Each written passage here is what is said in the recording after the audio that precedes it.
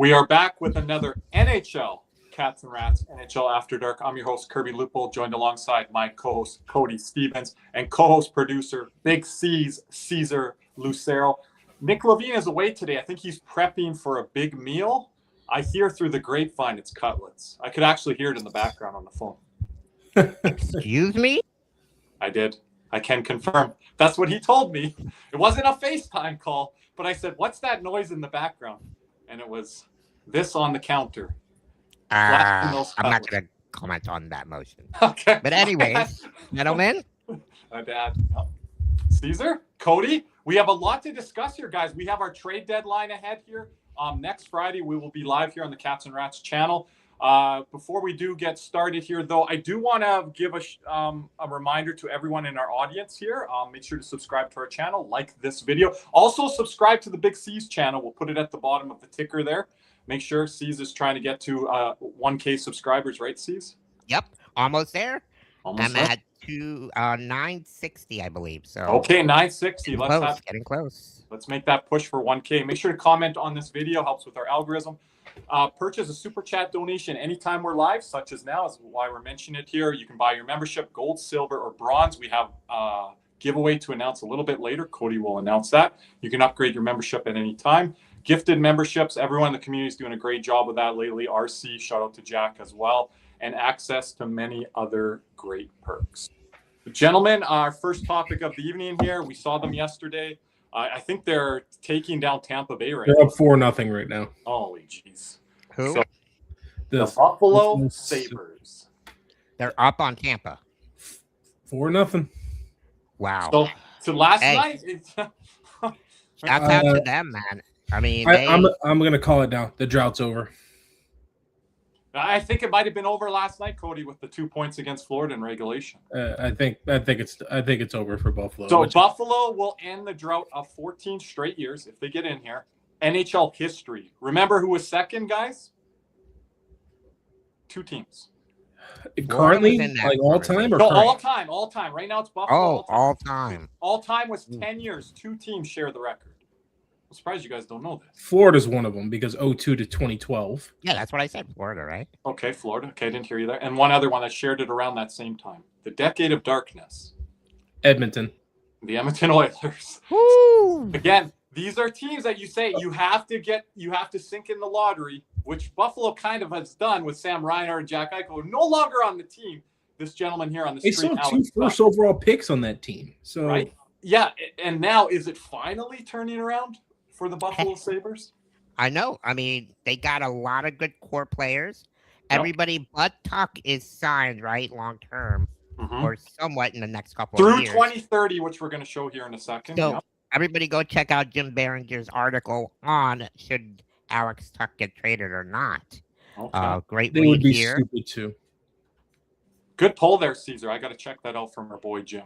I think they would be stupid. Like, how is this guy not a leader? We cannot play this clip due to copyright issues, but I found a clip on Alex Tuck. This was before the Olympic break, and he's like, we're serious right now. We're here to win. We're here to get 2 points every night. We're tired of this. Like, just the way that he's talking, he's a leader. And Cody, Caesar, wasn't he the prime piece in the Jack Eichel trade? I know Peyton Krebs talked about the first-round pick that turned into Yuri Kulich, I believe. He was the main... No, Coolidge came from us. So he was the prime NHL ready piece. He was kind of the Huberdeau in that deal, if you may. Like, it's kind of like that. Like, he was in that deal, he was the Jonathan Huberdeau, which was the NHL ready piece. And he's been steadily underrated, I believe, as of late. And if you're looking, put some of his numbers here and then the Puckpedia as well. Yeah, just he's been a phenomenal player for Buffalo here as I pull up his page really quickly. Yeah. And I know there's talk about him being dealt 2 years ago, but who was it in Buffalo? Look, currently he has 50 points in 58 games, where he's almost about a point per game player in the NHL, like 432 points in 594 games. Like, and if you look at his true stat lines, I mean, look, he has had in Buffalo, he's had 79 points, then a down year in 59 with that 23-24 year. Last year, 67 points, and now this year at 50. And look, but this is a number that I love. The games played 82, 75, 74. So this is a guy that's readily available at all times. Yep. He's in the lineup. And look, back-to-back 30. He has 2 30-goal seasons. Probably could very well hit 30 goals. He'd probably be close to it around 28, 29, maybe 30.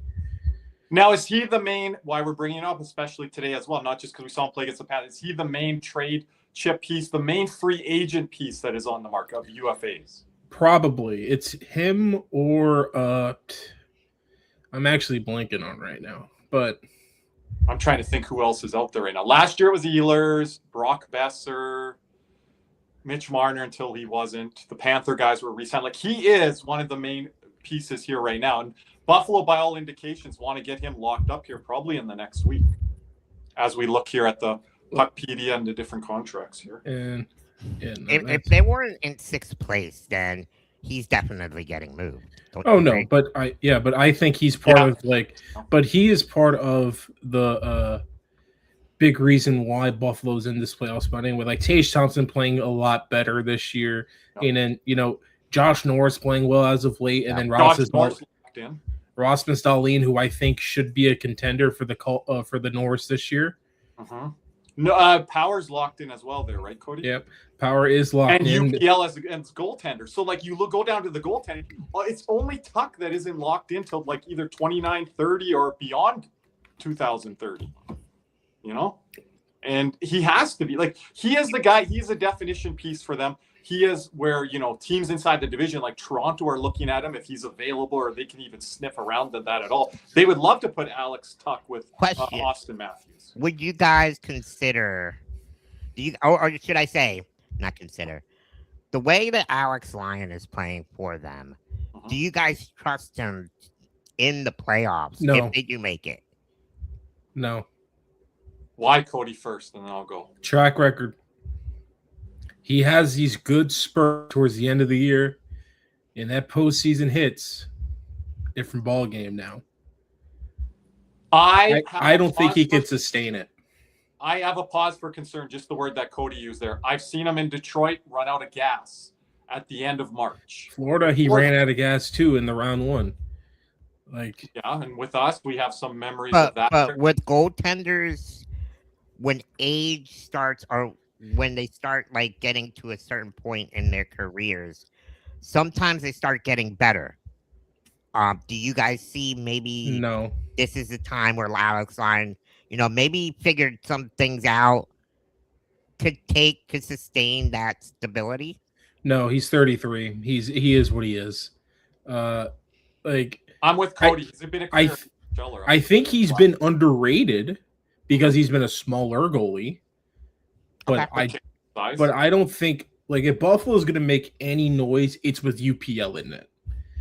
It's not going to be Alex Lyon. It's going to be Ukko-Pekka Luukkonen, the guy that you have invested money in here at 4.75 for the next couple of years. This is your goalie here. Yeah, and he's locked in, and he's the guy going into this year that's been their guy. Now, he's had some injuries, right, this year? Yeah. I think all their goalies have been hurt at some point. So, but the big thing for them was Matthias Samuelsson actually playing up to his contract for once. That's been the thing. And that's another guy that's locked in. But here's the thing about Tuck. They are in a pickle currently. Okay. They have $14 million in cap space to play around with right now. As you can see, cap projections, they're projected to have $14.1 million in cap space right here. They're going to have to sign 3 big guys here. 3. Well, they have more than the Panthers right now, so. Yeah, but the Panthers have to sign maybe what are you guy right now? As big players here? Well, I don't know. Maybe Zach Benson. He's due for a deal. Okay, they can get him tied in. He's a secondary core. Michael Kesselring, one of the big guys in the JJ Peterka deal. Now, if you value a top 4 defenseman, where I put him around number 4 quality guy, then you want to lock him in. But they do have defense depth, Cody, like no other team out there. Yeah, they do. Okay. And they can afford to not resign. But he's one of the guys that's impressed me all year. Yeah. And he's probably the reason why Matthias Samuelsson's actually been good this year. This is true, but wouldn't you have Samuelsson if he plays like he is, Byram, Power, and Dahlin ahead? I like Kesselring. Because Kesselring is their Mikula type. He's their big guy who could defend, be physical, and get up in the rush. None of those guys have his size. We've talked about how we're going back to needing bigger defensemen. Yes. Kesselring is that build. I like him, but to say all those other guys that they have, he's going to be maybe it's low down as your number 5. You don't want to overpay for that.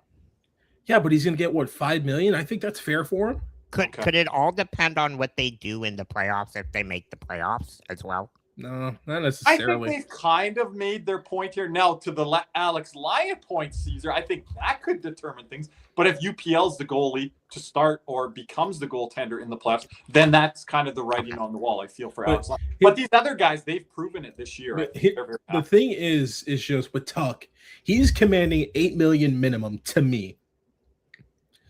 Because of what tier are you putting him in with guys around the league that have signed? Bennett, Verhaeghe. 4 years. Yeah, I think he's better than Jarvis. Jarvis tier? Okay. That's fair. Jarvis. Not exactly Connor level. What about a Wyatt Johnson? Wyatt Johnston. Yeah, but he's right around there. But Johnson signed for $7. Okay. But that's all right if Tuck gets a little bit more than that if he's asking for $8. Yeah, I think he's a little bit more established. Mm-hmm. And he's like you said, the sample size, the games, the reliability. Now, he doesn't have playoff games on it, but that's not his fault. That's a team thing, right? I don't think that should determine age. Like, I think you're going to probably have to move off like a Ryan McLeod or something here. Yeah, you might have to make a tough decision on what some of those. If you guys want to go get Tuck or whatever, that's what they're going to have to do. Because Benson's a big part of your future, and he's a guy that you the way you want to play. He's a guy that you want to keep. Maybe a guy like Peyton Krebs is on the outside looking, the guy they got in the Vegas deal. Yeah, but he's making 1.4, and he's already but RFA guys, those are the guys you have to look at after you get all these guys locked in, right? When, like what Caesar said, they have the money, but when you start to spend that money, half of that money available is probably going to Tuck, and then you have the others to kind of. Like Benson has 26 points in 42 games at age 20, and that's pretty good for his age. That's probably right around where Lundell was around that time. Because remember, this is the same Buffalo team that moved J.J. Peterka out for a defenseman. They moved him for Doan and Kesselring. Yeah. But you're going to have to lock in Kesselring because if you're going to give up a long-term piece of Peterka, you got to keep him. So he's going to be right around, what, $5 million? Benson? No, Kesselring.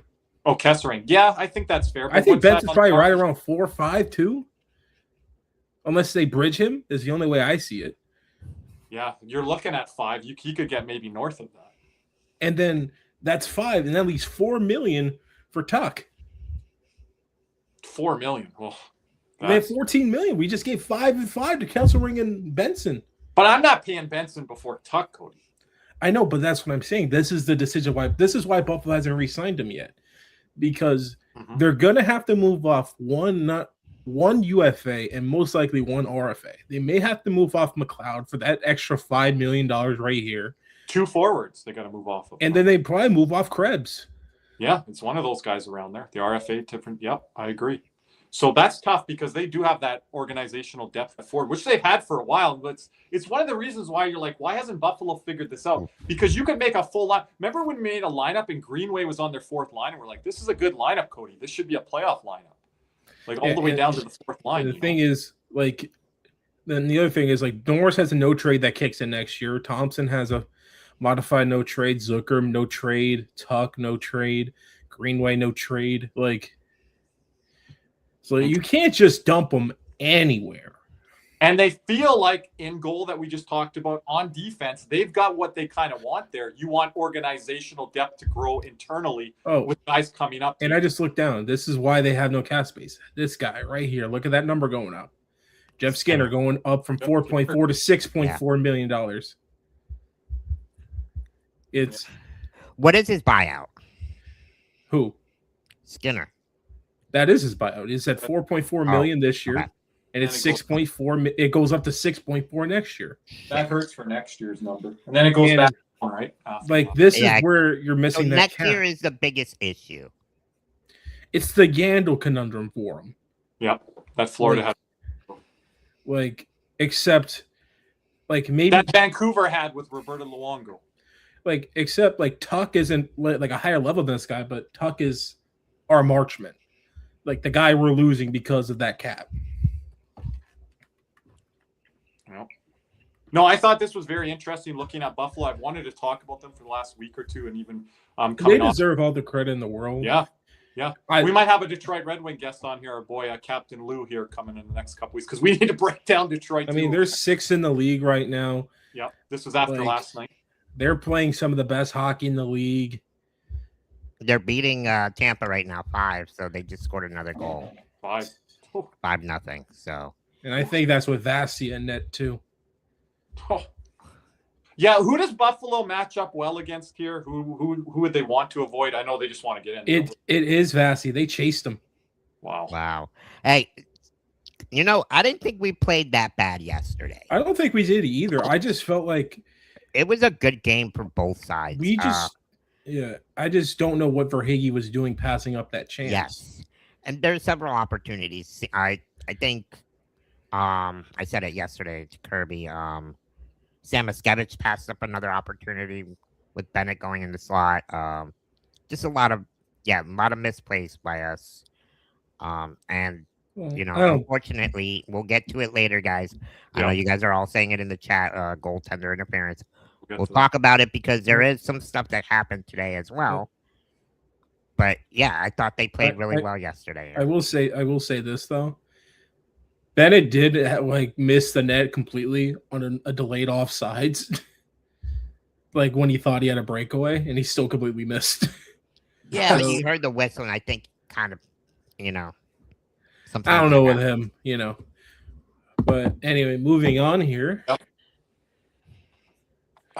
Cody, I'm kind of throwing this to you guys. Who are the NHL sellers?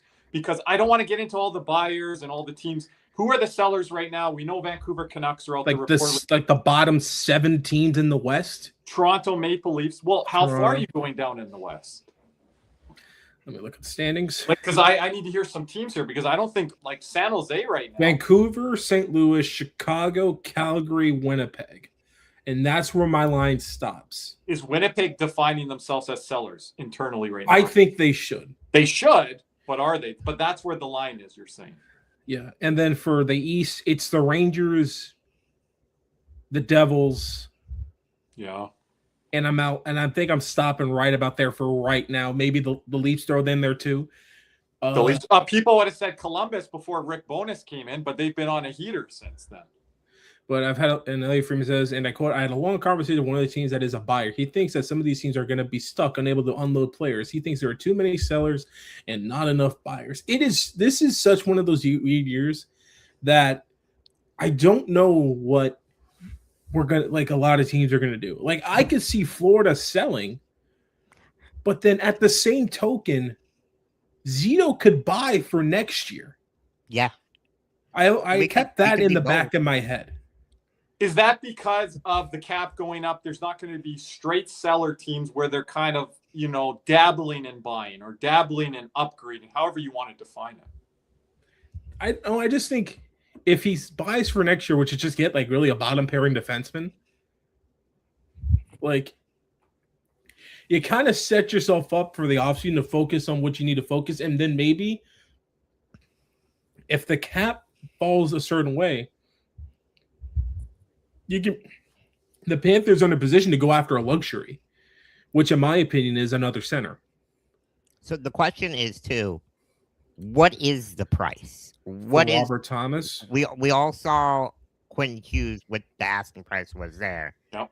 And do teams have what it takes to make that 100% they do. So a top 4 defenseman, or you could argue if you think Zev Buliam is a top pairing guy, I think that's to be determined. A top 9 guy in Rossi, wherever you want to place him. And then it was a top prospect or pick, right, Cody? So, what is the asking price here for Robert Thomas? They can't be that far off from Quinn Hughes. I don't think it is because of the position that he plays. And so what do you think that price is? A first, whatever your top prospect is or close to it. Yes. It has to be a blue chipper. Has to be. And a roster piece that is somewhat substantial. The Eichel trade, that's where I'll put it. Okay, Tuck, Krebs, and then there was a conditional first, and I think it was there was a second rounder. Yeah, that realm. I think he's that realm. Wow, you put in there, and we're very high on Robert Thomas. But yeah, and again, that was Jack Eichel's price with neck issues and different things. Robert Thomas is a point per game guy. He's proven. I mean, Stanley Cup champion too. But I can't believe he's fallen out of favor that quickly in St. Louis. I just don't think St. Louis knows what they're trying to do. That is not supposed to be a cornerstone piece. That's supposed to be arguably the guy. But here's the thing. Don't forget this is a now. Matthew Tkachuk situation. St. Louis. But don't forget, Kirby. This is not going to be a Doug Armstrong decision. This is going to be an Alexander Steen decision. Remember, Alexander Steen's coming in here. Yeah. And this late in the year, he's got to have a lot of say. So you think what's this is going and new management talk on Robert Thomas? I think it is. Okay. Interesting. Is this the playoff odds? Yes, this is a playoff odds updated as of a few minutes ago. I don't even want to look at this. No, but this helps with how many teams are. Which team do you think will be sellers? Oh, okay. You know. Taking a look at the percentages here and what they have on their rosters. But even if some teams have low percentages, I still don't think some of those teams are sellers. I don't think the Sharks are sellers. I really don't. I'm the Sharks, I don't think the Sharks are. No. And I don't think the Sharks are sellers. I don't think. What about Ottawa there that I'm looking at? They are so in between. I have no idea. They think if they get better goaltending, they're up right now on Toronto. If they can go on a run here, they're one of the teams that believes. I will say this about that game, Kirby. Toronto's currently getting outshot 20-4. Calgary. I said Calgary already. That's been known. Yeah. I wonder if they're going to move Kadri or are they going to wait till the offseason? They might not be able to move all the pieces that they want to. Kadri, Coleman. Apparently, there's a rumor that Toronto has a first-round pick out there for OEL, and if that's the damn truth, the fact that he's still on the team is absolutely ludicrous. That is crazy. Like I said in our chat, you might not have seen it. I don't think OEL has been worth a first-round pick in about 5-6 plus seasons. No way. That's how far you're going back to Arizona. You're not Vancouver, not Florida, not the last couple years in Toronto. How is he worth a first-round pick? That's telling me he's a third-pairing defenseman going for a first-round pick. If you told me the Panthers have a first-round pick out there for Dmitry Kulikov, drive him to the airport.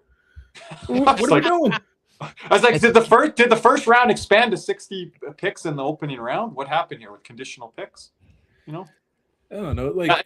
And Ottawa getting beat on one of the first 2-3 shots on net of the night. That's been their problem this year, goaltending. Yeah. And they have to be able to square that away. I was watching a bit of the game. They're yelling at Ullmark. This is off topic, but they're yelling at him not to play the puck. They're like, leave it.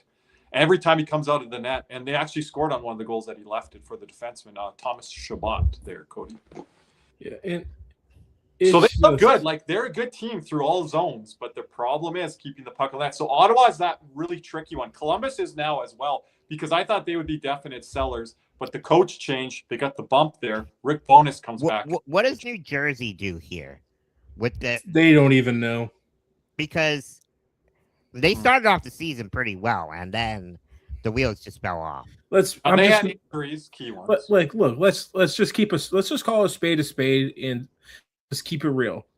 New Jersey is going to have a new GM and head coach by the start of next season. There's just no doubt on my mind at this point. I think both. Okay. They should start at the GM first. I think if you get rid of one, you get rid of both. Start fresh, start clean. Because is that it for Sheldon Keefe in the NHL as a head coach? No, I don't think so. He gets another crack. I wouldn't judge him for this New Jersey spot because I feel like his issues were more GM than they were players. That's why I don't know if you fire him. You bring in the new GM and then but here's the thing. I just have a belief if you bring in a new GM, the head coach just becomes lame duck. Yes, most likely yes, but not to fire him right away is not good for Sheldon Keefe and optically moving forward for him as a head coach in the NHL. It's not. That is too quick to get relieved of position. You're gonna 5, 6, 7, 8. But look at Everson. Everson got moved out for a year. Evans is an interesting one. I think that guy's an interesting character, similar to But Jordan. I think Fitzgerald's done. I think he's done in New Jersey. There's already a lot of bad optics, especially when you have Quinn Hughes delivered to you on your damn lap, and all you got to do is just push it over the finish line. And so to Caesar's point, just to jump in, Cody, if you're sellers and you're getting rid of Fitzgerald, then I don't know if he should be the one making it. I know, that's what I'm saying. It's like Peter Chiarelli in Edmonton. Why was he making decisions on contracts? And I'm gonna ask you guys. Here's why New Jersey's in such a bad spot. Who are they gonna sell? They always bring up Mercer in trades. Can you bring up the contracts there, Cody? Like I'm looking right at him. Who are you trading here? Like, no one's taking Meyer for that deal. You're not trading Hughes. You're not trading Bratt. You're not trading Heischer. Mercer, Connor Brown, no. Nason, Cody Glass, Siplikov, you just got him. Bukestad, maybe, but you just got him too. It's fringe guys and like top Dadonov. Like guys get moved all the time after being traded to them or after being signing. Yeah, but that's not even Meyer being moved with the. But that's not even real selling. That's just I can see Timo Meyer with the new. Yeah, but on the back end, you're not moving any of these guys. Well, they've been trying to move Dougie Hamilton. Yeah, like, are you moving Luke to No. piss off Jack? Nope. Not at this point. You trade Pesci because Pesci has a no trade clause. Probably not him. All right, Brendan Dillon. Guess what? No trade clause. I think you got moved the former first pairing of Hamilton and Siegenthaler. Kovacevic. You're not going to. I don't think Siegenthaler is going to get you the most because of the deal. Siegenthaler and Hamilton and Meyer. If you want my answer, those are going to get you something. Now, is their retention going to have to be there? The retained slots. Maybe. What's their retained slots there, Cody? What happened? What's their retention slots there? You only can have 2, right? Or is it? They have 0 retained slots. You can only have 3. Okay, they have them to fill them. So those it's are just Meyer and. I just want to say this. If he doesn't get qualified, I want the Panthers to pick this guy up. I want Paul Cotter right here. Former Vegas Golden Knight during the year they won Stanley Cup. He has such a lot of untapped potential, I feel. He has a tease. You'll see him in the and first. he can play center. Yeah, but he has so much damn skill. Like, can you play him on your? Is he a potential Rodriguez replacement? No. I think lower down the lineup. He's more. I think lower. Erod Erod is. So if we trade AJ Greer, is he that? No, he's not even Greer either. Well, he's the guy you would put in there, Cody, for a cheaper replacement. Yeah, but he's probably close. Like, who would be? He's probably closer to a Tarasenko. That'd be too higher up. That'd be higher up. Oh, damn. I don't know. I think AJ Greer. I think that could be a good look. Like, You're not going to have this quite as much size there because we all know AJ Greer is going to want more money. Yeah, I think Cotter's a guy that you could put next to Lundell. You're thinking that high up, okay? That's interesting. Well, top 9. I mean, yeah. Ottawa 3-1 now. Oh, who just scored now? Batherson. Oh. Now this is if Toronto wasn't done before tonight, well, they're done now. I think we saw the way. Honestly, the way they played.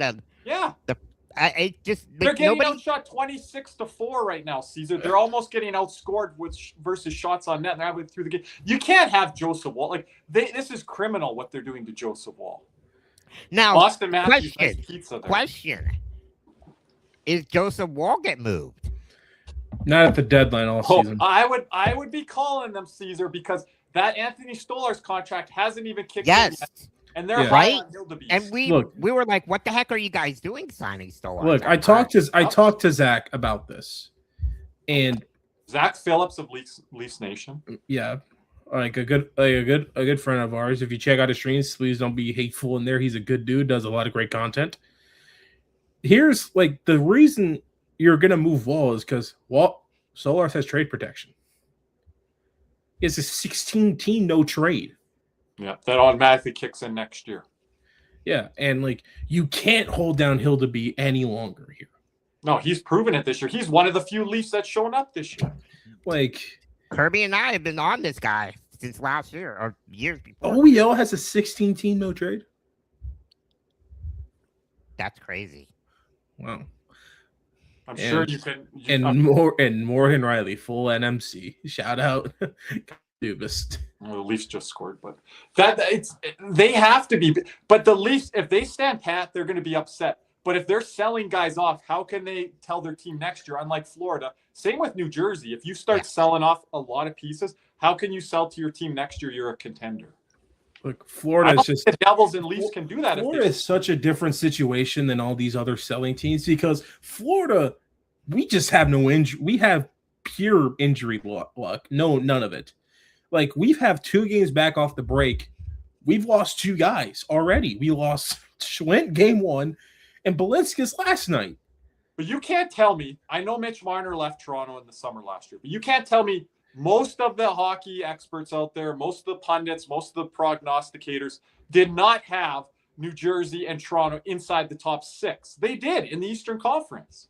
So these are 2 teams now. Like, what direction are they going selling here? And then saying to their fan base, saying to their management team, saying to everyone, the players, oh, we're going to compete next year. There are some guys that I think Toronto needs to sell. One, Bobby McMahon. I think you're going to have to re-sign him, and he's going to want about like a 5x5 or whatever, and he just ain't going to be worth that. So get what you can for him. And I think another guy they should look at to move, see what the market is out there for him, Sabone Benoit. See what you can get for him. Yeah.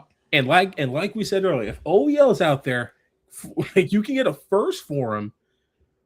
Why the hell is he even still on your team? That helps the Leafs a lot because especially now with. Oh, I know why. Because it's probably one of the 16 damn teams you don't want to be traded to. So, and there's a good chance it's probably all of the Western Conference. But most of those teams that you can trade them to, they're in the playoffs and they're looking to buy. You would think. Yeah. And a defenseman of his pedigree, like you're going to fit him in there on your bottom pairing or your middle pairing. Yeah, but remember, OE also has years off on his contract, so he's probably thinking about places he's going to live at. So yeah, and those teams that are out west, they're going to be contending for the next 2, 3, 4 years at a minimum. Yeah. Right. It's Anaheim. This seller market this year is going to be so interesting. It's going to be so interesting to see what happens at this trade deadline. We'll get into buyers more next week, but Minnesota, they'll be a buyer for sure. Well, next week, the deadline will already have happened. So, well, yeah, I'm talking about lead up to Friday. We're going to be on here. But well, this time last year, we've already had a big trade. And that was the Seth Jones trade. Well, no, the big trade last year was Mikko Rantanen. That happened first, and then the Seth Jones, right? Yeah. Seth Jones happened. The Rantanen other trade happened at the deadline, the second one. The second Rantanen trade, the one where I think we were way more in on. Way bigger names last year because you had Marner out there, you had Rantanen out there, you had names that didn't even get. Oh, that's the one time I'm actually upset Zito signed Verhage early because if we could have got Rantanen from Colorado. Well, that was the one contract that Zito did sign early. I know. That's what I'm saying. If we didn't get that one, Rantanen may be a Panther. At least I would bet on it. Yeah, I think there is definite. Like instead of Marchand, we have Rantanen. Oh, no, that would have been nice. Shit. No. Especially with the Barkov injury now. Ooh. No. Who knows where we would be right now. But that's hindsight 50-50. Just in closing, I think keep an eye on Vancouver here over the next few days. I think I'd throw Chicago in there. Toronto, that might start to heat up closer to the Friday deadline. Vancouver? Yeah, Vancouver and Chicago, I can start to see moving on stuff here. So Vancouver's already holding players out of the lineup, Cody. Now, here's an interesting team. What about, I know they're young. They really don't have much on their roster. What about the Flyers? They're still No, they're not. They're not selling. They're not selling. They're not, though. I like that one, Caesar, as a seller because they're going to keep buying and buying and buying. The only guy that they probably would sell is Ristolainen.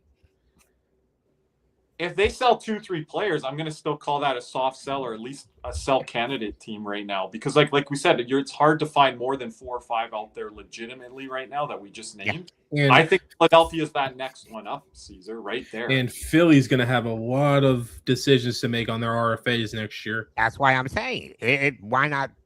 If you have decisions to make on restricted free agents, that just gives you an opportunity to say, hey, if we don't think we can have these guys on our team in the future, why not sell these guys? Because all those guys, they're not playing for this year. Because all these guys that I'm seeing as RFAs do not fit that category. I'll read them off for you. They're not selling off Trevor Zegras. He's looked pretty good in Philly ever since he's gotten there. You can't really say that. Nobody saw Brad Marchand being traded last year. That's a different story, though. This is a future. This is Boston moving off their guy because they didn't think. Give us the name. See if I agree or not. Trevor Zegras. Yeah, he's played well there, so they like what he's doing. Yeah. Bobby Brink. No. I don't know. Like Nikita Grabankin. That he can be sold. What if a team gives him a third-round pick? He fits their mold too well. I don't know.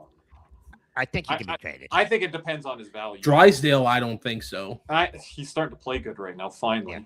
Yeah. And then Emil Andre is about the only one, and then you have Ersson. Ersson's not going to get you much. You just said Ristolainen. That's the only guy I could see them really selling. But I said 3-4 guys. So Brink, Gerbrankin, Ristolainen. Yeah, but they're not going to sell those guys. They would sell like Grunstrom or freaking Garnet Nick Seeler would get you something. Yeah, but he has a no trade. How many teams? All of them. All of them. He has a no trade. I'm a big Noah Cates guy, but is he hanging? What's his deal there? $4 million. $4 million for the next 3 years after this one. 3 years, so there's term left there. Okay. And then they're going to have to sign Bichkov if they ever decide to keep him wherever the hell they want to keep him. That's interesting. Christian Dvorak's locked in. Like Phillies, this is a Philly team that believes they're going to believe in their young guys. Hathaway would probably be moved next year. He's got 1 more year. Yeah, and I think they want to keep him for next year. Early if they don't think that they're going to make it this year. Philly's a hard-headed organization. But Cody, you're saying like they're going to keep guys. If they're not in the playoffs this year, they are even say further out next year, not looking to make it. They're moving. I feel like there are more buyers this year than there are going to be sellers. Today, Sean Couturier scored a goal, his first goal in 32 games or 42. Yeah, but here's a big freaking issue with Sean Couturier. You want to know why? You want to know why? You know what he's got? The no movement. Full no move. Yep. That was handed out. I think, was that handed out before Briere? Yes, it was handed out way before his injuries and all that. Yeah, I mean, for the injuries and everything like that. And like their best player is Travis Konechny still underrated, by the way. All right, gentlemen. Canada could have used them. But gentlemen, before we continue any further, let's hear a word from our sponsor, Caneswear. Panthers fever is here. Are you geared up? Caneswear in Davie is the place for all your Florida Panthers needs. They have the latest gear for our favorite NHL team. Jerseys, polos, t-shirts, hoodies, hats, and more. Caneswear has you covered. Stop by their store in Davie or at pantherswear.com. Again, that's pantherswear, WEAR.com for all your Panthers gear. Now let's hear a word from our other sponsor, Jeremy Beckham at Becksells FLA. Champions don't settle, and neither should you. Let me introduce Jeremy Beckham at Becksells FLA, bringing a competitive edge to South Florida luxury real estate. If you want a home that performs in all 3 zones, location, lifestyle, and long-term value, Jeremy is your power play. The clock is ticking. Let's go for the cup. Reach out now at backsellsfla.com. And hey, everybody, listen up. We are giving away this Brad Marchand autograph photo courtesy of Andrew Hoffman in the Boca Card Show, which will take place once again this upcoming July. All active gold and silver members are automatically entered, and we will be announcing the winner in the next upcoming weeks. Good luck, and let's go, Cats. Just one little update on that there, gentlemen. I believe it's August. Nick told me off air, so he needs to do a write-up on that. Rewrite up. So it is in August. Gosh, not even Nick can get the damn write-ups correct. But anyway, that up and send it in. But, boys, switching over, a lot of the stuff on the ice this year for the Panthers have not gone right, but the philanthropy from this organization off the ice continues to be historic. Alexander Barkov donating, I believe it was $1 million to Joe DiMaggio Children's Hospital, and our very own Big C's was there when he presented that big donation. So, C's, how was that experience with the captain, Alexander Barkov? Wow, thank you, Cody, for that smooth transition. No, honestly, this was beyond the words could express on how I found out what he was doing. Shouts out to my doctor, Michael Jopi, who's he's the one who's been my orthopedic doctor since I was 7 years old. He's been dealing with my bone cancer and has helped me out here through these last couple of years. And the backstory is he sent me he called me, told me, he's like, "Hey Caesar, I got the Florida Panthers coming to the hospital. We would love to have you there." And that's it. So I had no idea what was happening. And, so I didn't really know what to expect. I thought maybe they were going to have like a little gathering to help the kids make smile. And with my social media blowing up and me being the super fan of the Florida Panthers organization with what's happened these last couple of years, I'm like, this is be awesome.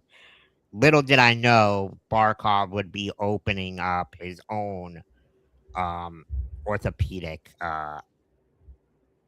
center for kids, for the pediatrics. And not only is he doing that in his name, but they're also opening up an adaptive sports program for kids. And man, this is literally full circle. Since a kid, I've always known to be passionate for sports. I've never had the ability to play in an organized sport in general, but it never stopped me from playing with my friends outside growing up. My parents never limited me to doing what I wanted to do. They said, you can do whatever you want, but just know the consequences.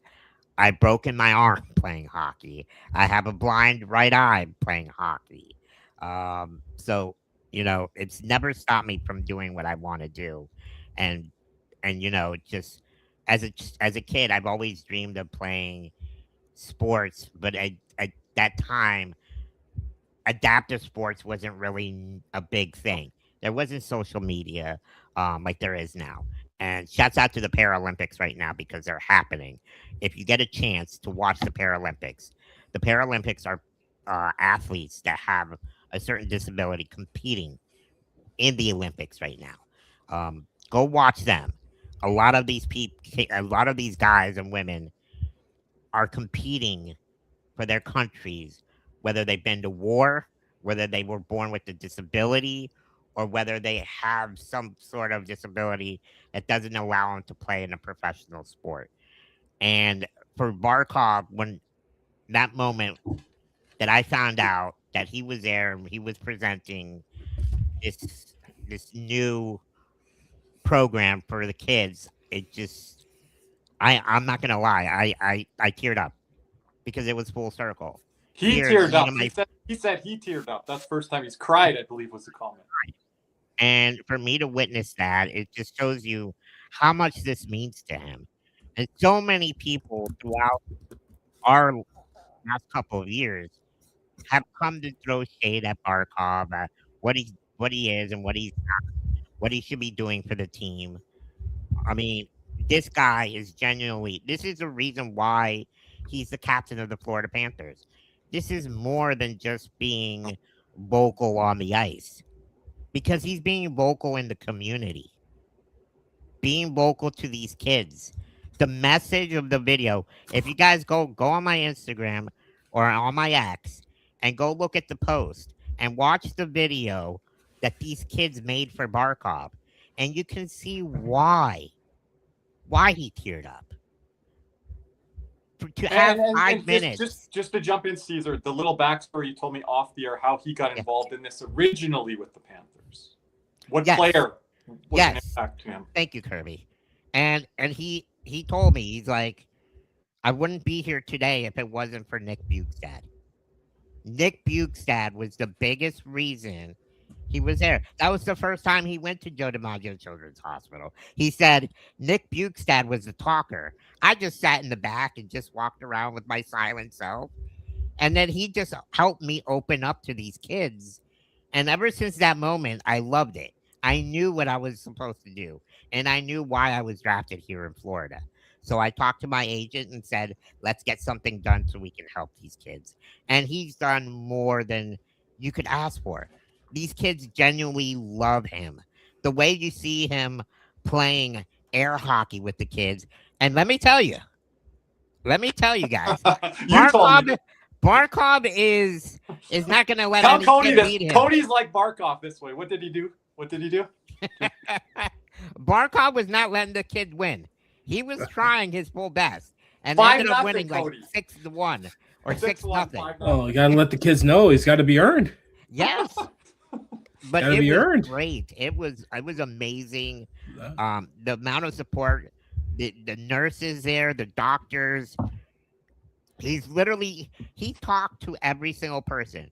He didn't have like, oh, I got to do this. I only have 5 minutes. No, he took his time to help to cater to the children there. When he's And- going through his own rehab right now. And he's going, well, you couldn't even tell that he was injured. I mean, he looks pretty damn good. But But he still no. is. God, I miss Barkov. Oh, I know. But no, shouts out to Barkov. Here's a $95,200. is that the Prince of Wales trophy? Clancy, Yes, isn't it is. Or Prince Yep. of Wales or King Clancy? No, Prince of Wales, King. Okay. Let's see. Could it be the Clancy? I don't know. It is. I the never Clancy. seen. Caesar That is told the me that the Clancy? Clancy. It's the was- Clancy Okay. because he won it with- last year. with- Um, Due to The this, most gentlemanly award. with this donation from Alexander Barkov, the Joe DiMaggio Sports Medicine Program is now called the Barkov Sports Medicine Program at Joe DiMaggio Children's Hospital. it is so amazing to have it full circle. I've lived my life there since a child, from 7 years old, dealing with many fractures, many surgeries, and all the stuff that I've dealt with throughout my life, and dealing with my cancer today. I still go there for my cancer treatments. Okay. So, have And when you Barkov- moved from California, you went there right away. Yes, because my dad, we as a family, we were looking for the right hospital to take care of my genetic disease, and because my rare disease is, I think it's like 1 in every 100,000. So it's You said very rare. the doctors there, just to jump in, Caesar, you're one of one case for these doctors dealing with stuff. They have maybe a couple younger children, but the case that you have is like one of one. So probably maybe a total of 3, maybe if that. So that goes to tell you how rare this disease is. And shouts out to my doctor, Michael Joffe. He and Sasha Barkov have become really good friends. And, you know, it's amazing. And I'm just honored that I was able to share that moment with him, with my doctors, because I wouldn't be here if it wasn't for them. Like you all know, 3 years ago, I was on cardiac arrest for a minor procedure, and they saved my life. So, man, it was incredible, and I can't thank them enough. Yeah. This is the best segment right here, most impactful. Yeah. And it really connects with the team here, Cody, as well. Look, Barkov is on the Mount Rushmore of South Florida athletics at this point. To me, if you ask me, And what about the Mount Rushmore of the community outreach now? Yeah, but like if you ask me the Mount Rushmore of South Florida athletics, one, you got to throw Don Shula up there, greatest coach ever to be in South Florida. Dan Marino, Dwayne Wade, Alexander Barkov. Those are my 4. Like Pat Riley's got to be in that mix. if you want to throw him up there, I'm not putting him on the head of Don Shula. You can kiss my behind about that one. But That's where Cody's office goes. I'm not saying that. I'm just saying that's because. But now with the involvement, Caesar, of the community outreach, Barkov's got to be on that Mount Rushmore. shout out to Aleshka with the 5. Let's go, Cats. Appreciate it, Alexis. But C's, you do have to go here in a Yes, I second. do. But any closing thoughts? No, gentlemen, it's gonna be a fun week. I know a lot of Panther fans Sure are hope so. disappointed with the loss yesterday. I'm not giving up. All right. I know Nick might be on the other side of the fence, but Already. that's okay. That's okay. I still love him. But yeah, I can't wait. This week on Friday, I think we're gonna be doing the trade deadline special, Kirby. Yeah, I'm trying to get the panel set up and everything like that, our schedules. We're going to do a little run through early on in the week to get set up. We did it last year. Great job. Great shout out to Banksy, our boy Nick Fairbanks. He will not be here Next year, I got to make sure to get off. Cody's away again. We thought we had Cody this year. But it's work. What you want me to do? I don't know. Tell him it's Hey, I have to work, but I wiggle my way around. But I You work at understand. night. I work during the day too. Cody's Cody's office man now. He's putting Like, these hours. You But get no. you get Bill Zito on the call, Cody, during break. yeah, to let him know to get Zach freaking White Cloud. Ugh. Yeah, let me text him. Let me text him right now. I know C's has the gateway. Matthew Kachuk, Barkov. Yeah, talking to Zito. Hell, tell him to get McAvoy at this point. When you're talking to Zito about the community outreach program, he's throwing some of our requests on defense. I know I had to do it last year. Hey, I wouldn't mind having McAvoy. I had a good conversation with him this past week. Yeah. That's But C's, appreciate you joining us here tonight. Gentlemen, Yes. it's always a pleasure. Thank you, Like sir. I always say, one shift at a time, one period at a time, one game at a time. Even Bob said it. Let's go. Let's go. Thank All you. right, C's. But last topic of the night. It's been a controversial topic. We saw it earlier in the comments. The goaltender interference. We still don't know what the hell it is. You could throw last- up all the tweets. We'll be here all night. But the Boston game today was affected by it here on Sunday. So was the Pittsburgh game. Two teams I know that Panther fans want to see lose, but affected by the goal decision interference calls. And then the Panther one last night, I'm still not over that. Like, so guys I'm calling it the laser pointer move now. I think guys like Matthew Kachuk, net front guys, pick the guy on your team if you're not a Panther fan. They're going to come by the side of the net and they're going to run that little interference with the goaltenders. Blocker, catcher, goaltending stick, Cody, all these different things are going to come into play now on this call from the officials. I said, did they do the makeup calls today? Is that what they did to say that they were wrong last night?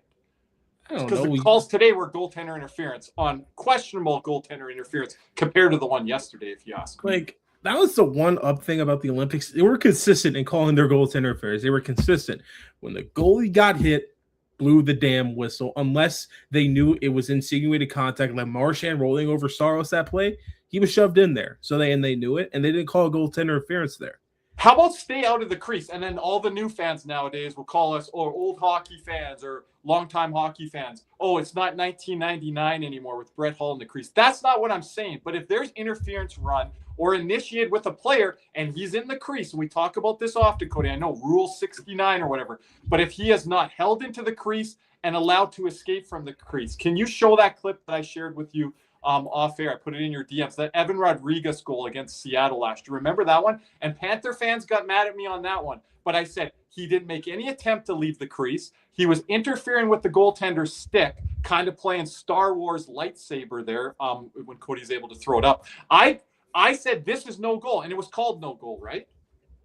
If I remember correctly. I believe so. Look at Erod here. Look how entrenched he is in the crease. I know there's a guy leaning on him, but he made no attempt. We can't show the video. No attempt to leave the crease in this situation with Joey Decord here, I believe. I believe it was originally called a goal, and then the goal came back.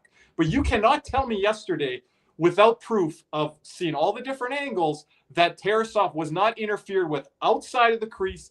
Then the player ended up being inside of the crease. His skate was there. Tarasov's glove was the only thing outside the crease. Look at Joey Decord here. This is what Tarasov was, if not even more so. The only thing that was outside the crease with Tarasov was his glove. And they're calling that the goaltender now. Position movement is now out. That's not his net now, Cody. That's not his area to make the save. If the goaltender is planted in the crease, how can you run interference? There shouldn't be an area to make the save unless the goalie is outside of the blue paint himself. Yes. Then If it's freaking. If his heels are even on the red, I'll say, okay, he's outside. If he's in the blue, Yep. he should be able to attack the puck. Because guess what? That's what you're taught how to goaltend. Like, it But- shouldn't. Yeah, go ahead. It should be based off of where the goaltender's positioning is. If he's in the blue, full body in the blue, like Jakor right here, and like what Tarasov was, that should be goaltender interference. Yeah, because now they're saying, Cody, the player has every right to the deflection or the puck coming in as the goaltender does to make the save with his catching mitt. I'm like, are you kidding me? Like, that's how the letter of the law and the rule is? And I don't think it is, because when the player is inside the crease, makes initial contact, I don't think Tarasov had a chance to reset, first of all. That's my opinion. You guys can disagree. Non-Panther fans can disagree. And then the player ends up going into the crease by not initiated contact. He was in there on his own free will, Cody. And here's the funny thing. If that stick deflects that puck, it's no goal because it's a high stick. Like, it's just... Mm-hmm. Like, if a goaltender is hacking like this up high, like that's a high stick. Like, because the goaltender isn't going like this too often with the glove. They're going up with an upward motion, or at best here. Now, if they can't make this save here or here, what are we doing in the crease? Is it just free game? And people get mad at Sam Bennett running a goalie. Give me a break. If you want to call him on a goaltender interference penalty, fine. But the whining and bitching and moaning about goalies going hard, players going hard to the crease, that has always happened in the game of hockey. If you start allowing players to interfere with the goalie to make the save with their hockey stick, for example, or they come by with their glove or something and go like this and then put their stick up to try to deflect the puck, oh, they made an action on the puck. Yeah, but the thing is, like, if that is called a good goal, that gives more fuel to the Bennett types, the Kachuk types, the Tom Wilson types, the let's see who Evander Kane types, Corey Perry types, like they Uri Slavkovsky types, like Marchment types. That's telling them, oh hey, if he's gloves reaching out, I can do whatever the hell I want with it. Yep. Because he's in my area and I have the right to the puck as much as he does. So it's going to open a whole new can of worms. And I've never heard the player has more right to the puck than the goalie that has to make the save on it. I've never heard that in my whole life of hockey. And by the way, I don't know how Tarasov didn't get fined yesterday. I'm just going to be dead honest here. Did you hear Paul Maurice's quote? I don't know if you have it there. Yeah, he was like, well, what Terry said. So, like, I was as fired up as Paul Maurice. A lot of our post-game shows, Cody, you know this, you're my number one co-host on post-game shows through the years, and I appreciate that over the last 4 or 5 seasons. Fans come at me because I don't defend the Panthers enough on certain calls. But this one, I'm irate. I messaged David DeWark today. Frank Forte, former Fox Florida Sports host. Like, what are we doing? Right? Everyone was like, even people that hate the Panthers were like, yeah, they got job there. I'm like, they're like, now they know what it feels like because they don't normally get job.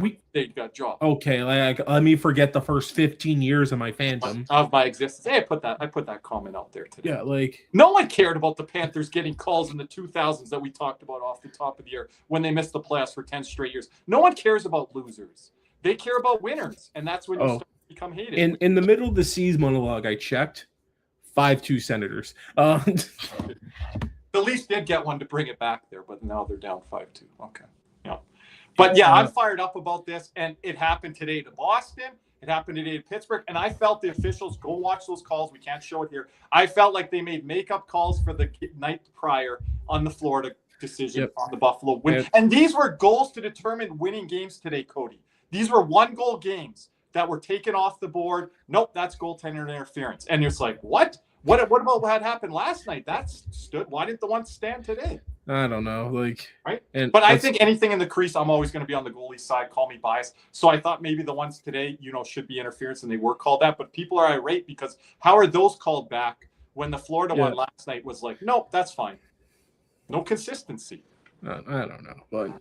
So anything else here tonight? This has been a tidy hour here. Cody, we will be on Twitter X Spaces tomorrow with our community there. Please win. After the New York Islanders game. We will be back here next week for most of the post-game shows. And, of course, make sure to lock in with our trade deadline coverage shows starting on Friday around, don't quote me, but around 1 p.m. Eastern time. We might be a little earlier, but check that out. But anyway, we appreciate everyone here watching here tonight with us. Once again, leave a like, comment down below. What are your thoughts on the goaltender interference calls?